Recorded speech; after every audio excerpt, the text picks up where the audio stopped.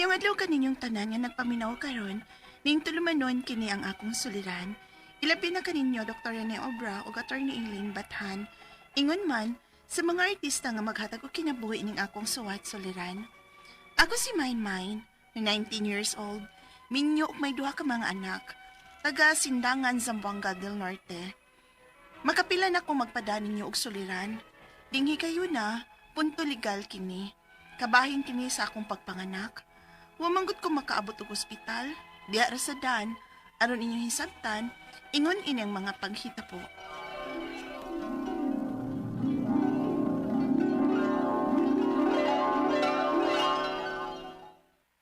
Ma, nako na isang giunong mais sa ilang ng Linda. Oh, unya mo tabang pa di ay ka.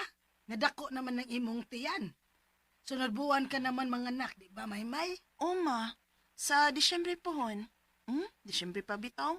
Di pa bitaw karon? Ay, nidako na lang ng imong tiyan sa ikaduhan ninyong anak ni Wawi. Wa, pagyud mo magpakasal. 18 ka naman untaron. Pwede na kang makasal. Mama sad uy. Bawdyo na siya nga wa pa may kwarta. Hapit na lang gani ko mga anak. Wa pa man gyud may makatigo mo kwarta para pagpanganak. Oh, naay gamay di ay, pero di pa gyud iko uy. Unsa? Nangayabag mo? Nga angay magyud ng pangandaman ang pagpanganak. Ilabi kay layo ning atong lugar sa lungsod. Layo sa ospital. Maman gani mo tabang na lang ko pagpananggi para malipre na ang among pangonsumo ba? Ug dili makuhaan ang among gamay nga tinigom. Nala, sige. Ingnon lang niya tika kung may sanggiunong mais. May, nakabantay ka ba nga may kasalan sa tong barangay? Unsa man na doy? Libreng kasal kuno sa barangay. O di ka kabalitaan na? Ha? Naamang gani kuno'y nagpalista dito. Kay, daghan mataan na nga kaslon. Kay kasalan lagi, libre. Oh, okay sige. Pakasal ta doy.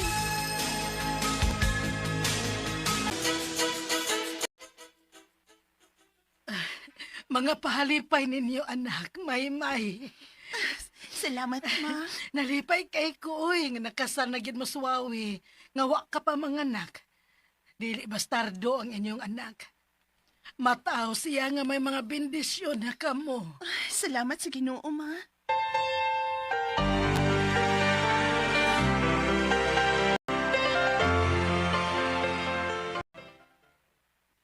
Mananggi ka pa? Dako na binantiyan ni mo. Mga nakay na ka.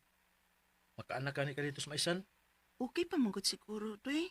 Kay wa pa mo ko magpati. Sayang ang sanggiunon ba? Maindan lang. Laay sad ka din hisbay. Uy, samtang to kasi mong trabaho. Ako rang usa din May dito sa sanggian kay naman sila sa mama papa. Ingon man ang ako mga igsuon. Oh, halay ikaw. Basta kay kung magkinaon sa manggani, kunta ka dayon ko ha. Oy, laki. Love you day ko ni mo doy. Siyempre. Love ta mo ni Bibi.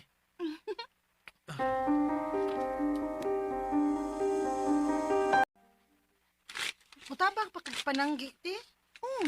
Kaya nga naman dahil may. Nagmanganak naman karong adlaw, di ba ugma? Ha?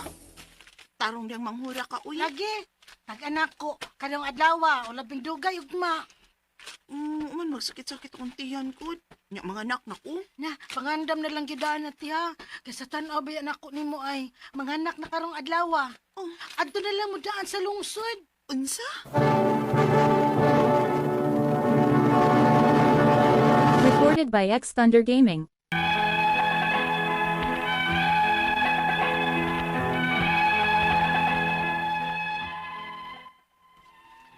Huwag kumuto sa gisulti sa akong manghod nga nagtag-antag anako nga mga nako adtong adlaw. Kay wa man gyud magsakit-sakit sa bang akong tiyan. Motong nahuman na lang mi og pananggi sa mais. Wa gyud. Maong wa gyud mi mo adto sa ospital sa lungsod. Unya, layo pa kayong amo sa lungsod. Moagi pa mi og mga bungtod. Nianang laom nga gabi, diha na kumibati og sakit-sakit sa akong tiyan. Unya, Doy. Owi, Doy. May, ano? Nagsakit-sakit naman akong tiyan. Mga anak na ka? As in, Kay nagsakit-sakit naman akong tiyan. Pastilan. Unsa na ba ang orasa? Alas 11 na sa gabi eh. Oh, ha? Kalawom naman rin sa gabi eh. Saan man ako, ani? Sakit naman kita akong tiyan to eh. Mga tagtabang sa atong mga silingan. Nga madaka na mo sa district hospital. Uwi, doy, anak ko nagit kay ko. Lami na kay utong. Pugong lang. Gipaspasanin na namo ang mga lakang nga nagdayong nimo. Nini, habol, kauban sa kumahigsong laki. Paabot langit nga, paubutan sa ospital. Manganak na lagi ko. May. Di na ko kabot sa ospital. Lami na kay utong. Ihunong, Unsa? ihunong. Oh, punong sa mga palag. Punong sa.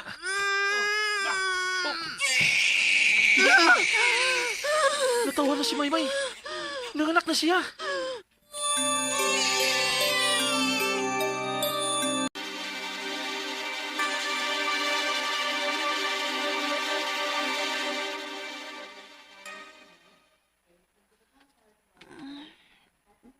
Doy, Nakatagaan ka lang yung mangod nga si Jilme. Nga, mga nakid ka. Papagani ka bubot sa ospital, nanganak na ka. Di pagit sa duyan, nga among giyayungan nimo. bitaw. Ang atong baby. Okay lang ato ikadong baby. Babae siya. Oh, yan na ang nurse, May. Ma'am, sir. Doon natay multa ani nga 1,800 ha. Saan sa mga multa, nurse? Wa mo gud makabot si Mrs. og anak din sa ospital. Unya gidayon pa magyud ninyo og anhi dinhi. Mao nga may multa nga 1,800. Unsa?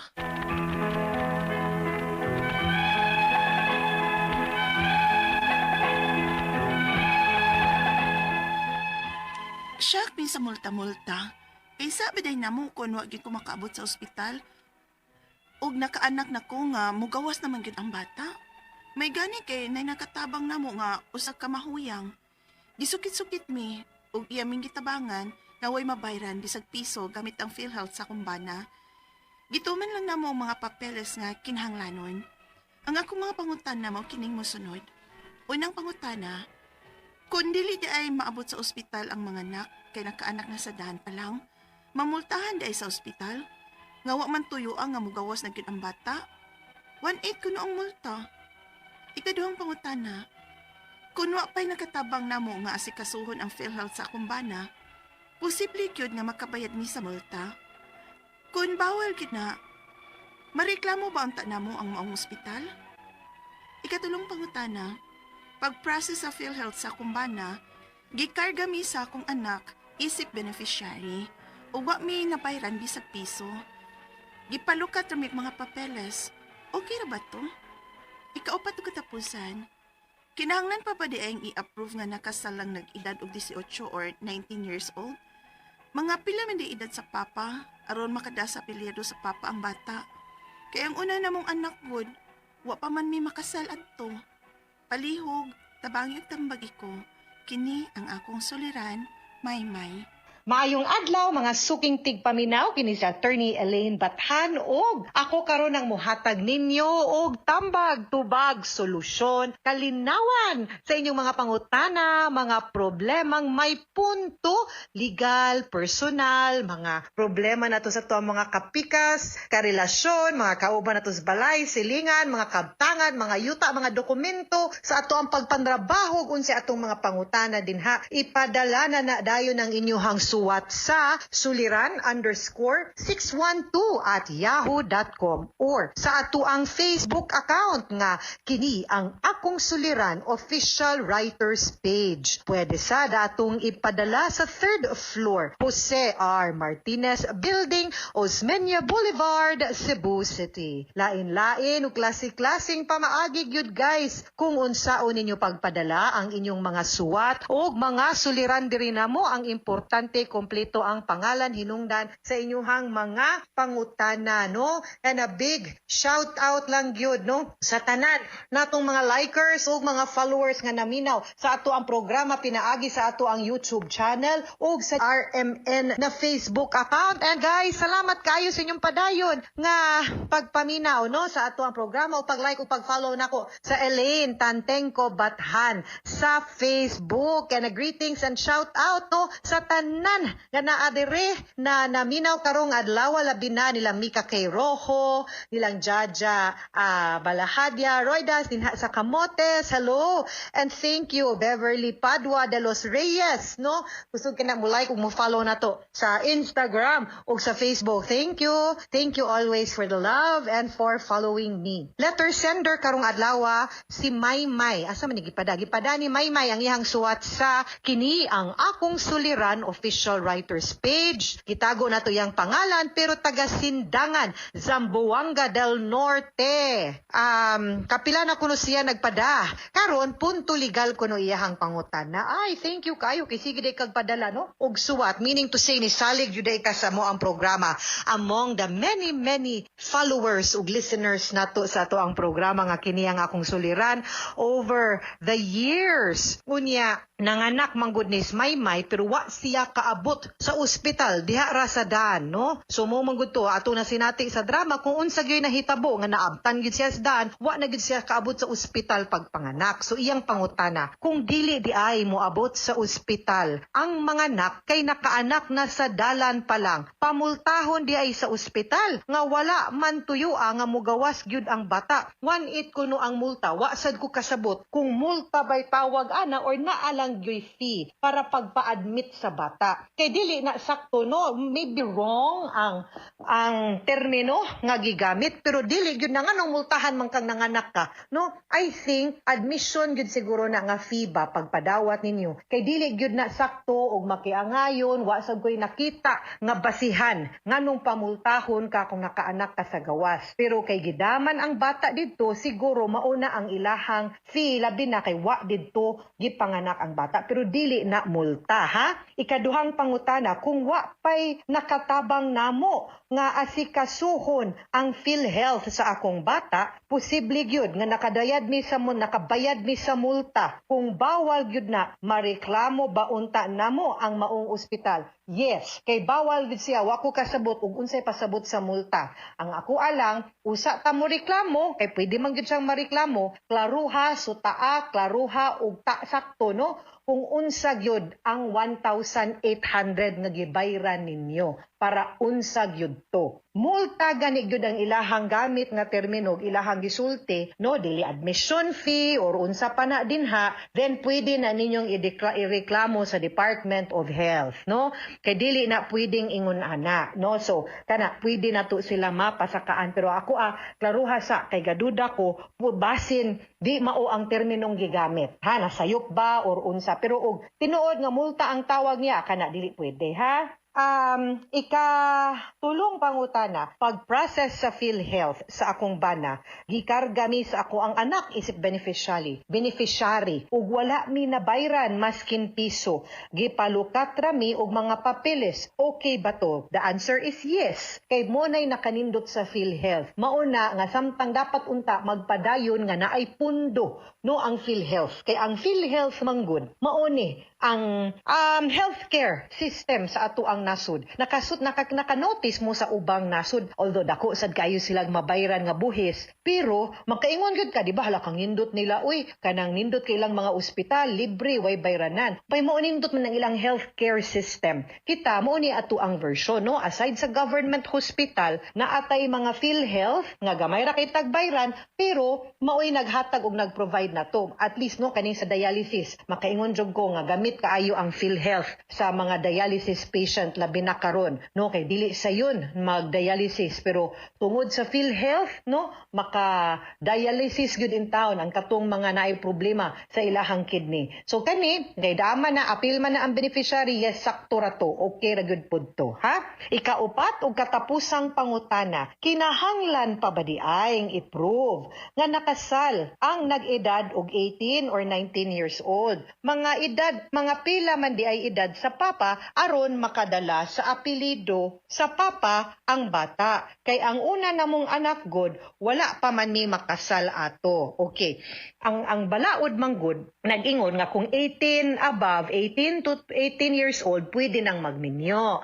Pero kanang 18 to 21 bata pagyud kaayo na, no, para sa usa ka Pilipino nga babae or laki nga musud ganing sakramento sa kasal, no, kay ang 18 years old to 21 wa pa manggod gani na humagskwelahan na, pero gitugutan na sa ato ang balaod nga magminyo apan kinahanglan man og parents consent o uban pang mga dokumento. Now kung 18 to 19 mo na minyo, no, of course kinahanglan yung ipakita nga pagkaanak, although dili pa mo minyo ato, pwede gyud nga makada si mong apelido or pwedeng ma-legitimate, dili man gud pwede nga makada sa apelido kung naanak ang bata at that time nga dili pa mo pwedeng magminyo. Kay kana ganing bata nga na tao gawas sa kaminyoon, meaning wa pa na minyo ang iyang mamagpapa na anak siya, unya later on, so anak-anak niya guys, illegitimate na. Pero kung naminyo sila, ang iyang mama o iyang papa mismo naminyo later on, naanay proseso nga gitawag nga legitimation. Legitimation provided nga katong pagkaanak sa iyaha, walay legal impediment ang iyahang mamagpapa, meaning pwede unta silang magminyo, wa lang sila nagminyo, no? So, muna kinahanglan nyo iprobar na kung 18 or 19 man gani mo na anak, na siya na anak, ikaw na anak, no? O gianak nimo ang bata, naminyo mo or at least okay, anak namong idara na anak, no, kay para makadala gyud sa apelido ang anak. Otherwise karon pwede ra man gyud na ninyong adapon pud ang bata. Okay, mga suking tigpaminaw, hinaut unta nga naamoy nakutlo na pagtulunan karong adlaw. Kini si Attorney Elaine Bathan, daghan kayong salamat sa inyong pagpaminaw sa atong tulumanon hangtod sa sunod nga sugilanon din higapon sa tuang programa. Kini ang akong suliran gikan sa RMN Production Center, Radyo Mo Nationwide. Tatak RMN, daghang salamat og maayong adlaw.